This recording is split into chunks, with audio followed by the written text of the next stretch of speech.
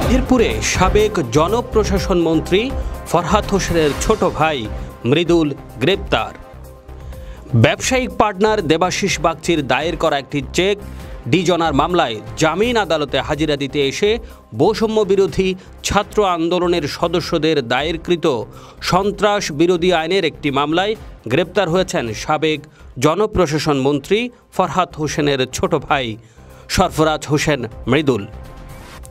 মঙ্গলবার 7 জানুয়ারি মেহেরপুর সদর থানার ওসি মেজবাউদ্দিনের নেতৃত্বে পুলিশের একটি দল মৃদুলকে আদালত প্রাঙ্গণ থেকে গ্রেপ্তার করেন।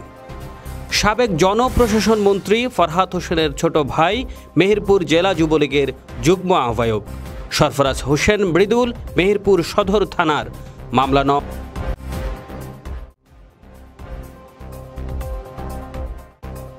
সন্ত্রাস বিরোধী আইন 2009 সংশোধনী 2013 মামলায় বিজ্ঞ সিনিয়র জুডিশিয়াল ম্যাজিস্ট্রেট দ্বিতীয় আদালত জনাব জুয়েল রানার নিকট আত্মসমর্পণ করলে তিনি জেল হাজতে প্রেরণের নির্দেশ দেন। এই প্রেক্ষিতে উক্ত আসামি বর্তমানে কোর্ট হাজতে থানায় আছেন।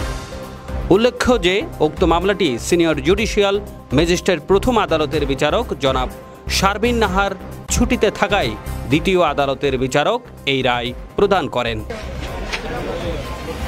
মেহেরপুর প্রতিনিধি হামিদুল ইসলামের রিপোর্ট।